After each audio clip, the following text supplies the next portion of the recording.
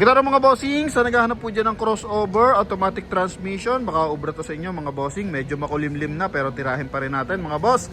Available tayo mga bossing for 2013 Mazda CX-5 na 2.0 mga boss, ano po. So kulay white ang plaka na ito mga bossing kasi nga acquired 2014 na to mga bossing. Agandaan dito, Series 2023 ang tires neto, R17, all disc brake to mga bossing. Then metallic gray pa ang kulay ng ating unit. Mapapansin mo meron siyang wrap around bumper mga boss. Ikutan lang natin bahagya mga bossing ha, para at least mapakita ko sa inyo interior. Naka leather na to mga bossing. Yan. Alright, so sa lahat ng interesado, ito mga bossing, naka automatic climate control. Then meron na rin siyang cruise control mga bossing. Ito yung kanyang second row. Tanggalan natin ng 0.5 mga boss kasi medyo madilim na eh.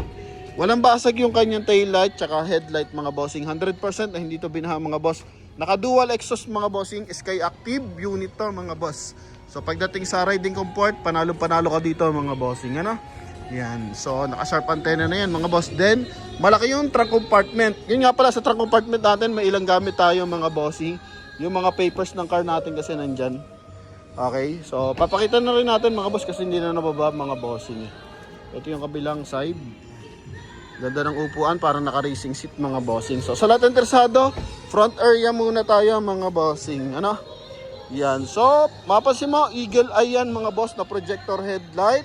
Modern looks yung kanyang front grille mga bossing. Makisig yan mga boss. Oh.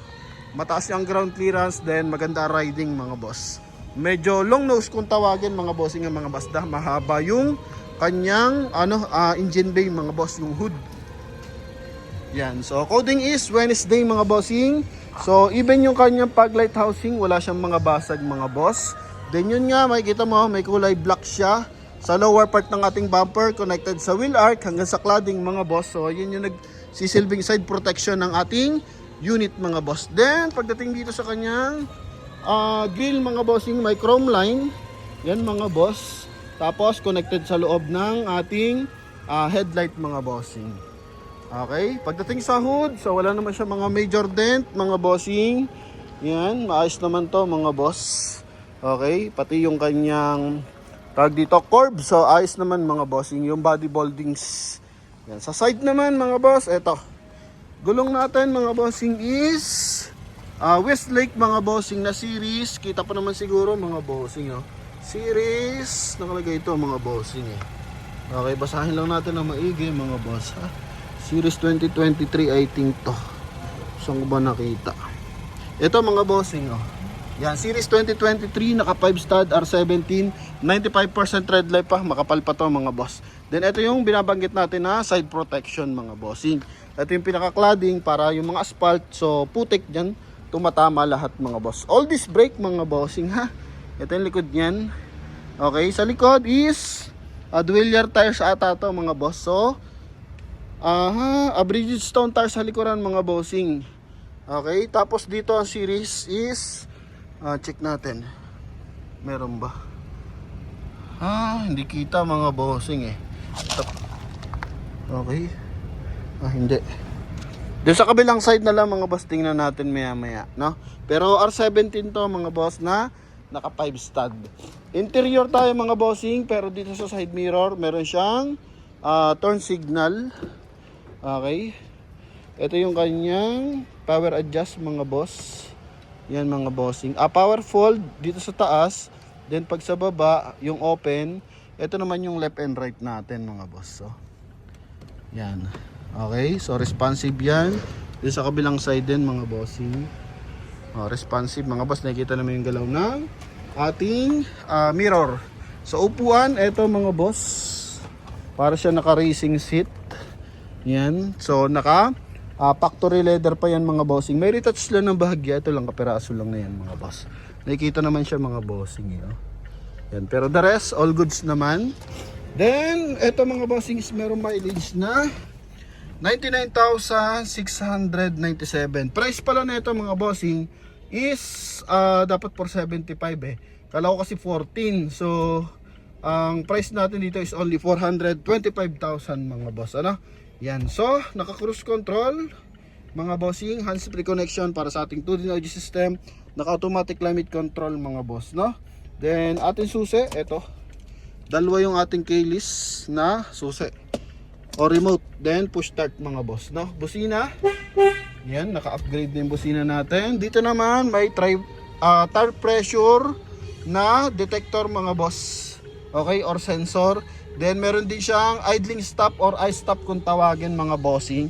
So, ang gumagamit ngayon ng i-stop mga boss, I think si Suzuki, sa Espresso, sa Ertiga, sa XL7 mga bossing. Pero bago sila maglabas noon, una na naglabas si Mazda. So, ito yung tinatawag nating i-stop.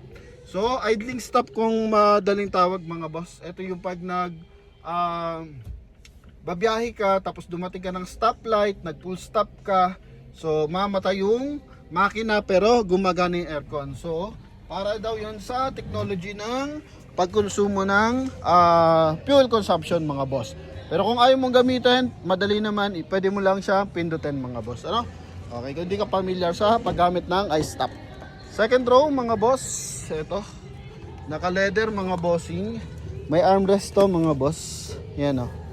Okay. So, silipin natin sa kabilang side mga boss. Ito yung likuran yan.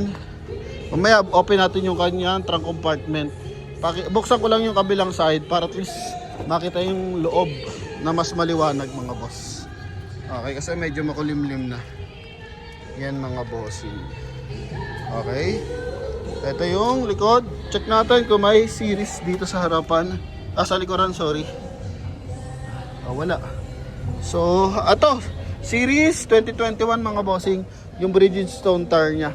Yung dalawang likod 2021.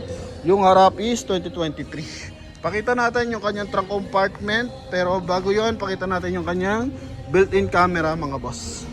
Para siya sa reverse parking camera mga bossing. Okay, so ito yung kanyang trunk compartment. Yun yung ating ilang gamit mga bossing. Oh, talagang madami to. Nandito na yung mga transfer, mga folder natin mga bossing. Pero ganyan, kalawak yung trunk compartment mga boss. Tapos meron siyang pinaka pantakip sa ating trunk compartment mga boss. Para in case maliwanag or light tint ang gamit natin mga bossing. So hindi nasisilip yung ating mga documents sa loob mga boss or mga importanteng bagay. Okay? So yun, additional information yun, safety features, nilalagyan ng pinaka net or cover sa ating trunk compartment. Ito mga boss. Alright, so syempre silipin pa rin natin yung kanyang engine bay. Wala mang mga special masyado dito mga bossing, maliban na lang sa riding tsaka yung laki ng ating unit mga boss, no? So mas malaki to sa mga ordinaryong crossover. So pakita lang natin yung kanyang engine bay mga boss. Yan. Pag Sky Active Technology mga bossing, so most likely sa performance yan mga boss, no? Yan. So talagang matining siya manakba mga bossing, ha. Ito yung ating engine bay. Then sa design, elegant na elegant to, Mazda CX-5 mga boss. Ito yung ating, hindi lang maabot. Ayan, ito mga boss. Okay, so makina natin is 2.0 gasoline engine, timing chain. Walang basag yung mga panel niyan mga boss. Magkabilaan yan mga bossing. Then, pinapalitan natin to ng valve cover mga bossing, no? Yan, so hindi tayo nagtitipid sa mga unit natin na bibili. Okay, dito yan mga boss eh. May konti lang naman, hindi pa naman siya ganun kalakas yung tagas mga bossing. Pero mas makakamura kasi yung buyer pag tayo nagpagawa ng concern ng unit. Kaya yung valve cover, so magkano lang naman yon, tapos pinalabor na lang natin mga bossing. Kasi kapag nakita ng buyer or mekaniko yon, so madidismaya. Kaya, di ba, hindi kukunin dahil doon, pero yung mga marurunong, explain yan na minor lang naman yun. Pero tayo, pinagawa na natin mga boss, no? Kasi nga, sabi nga natin, minor lang naman, so mindali na natin, pinagawa na lang natin mga boss, no? So, sa lahat ng interesado, ito po is only 425,000 Mazda CX-5 na 2013 model mga bossing. So, sa lahat na sumusuporta, thank you very much sa mga kailupalop ng mundo mga bossing. Bye-bye!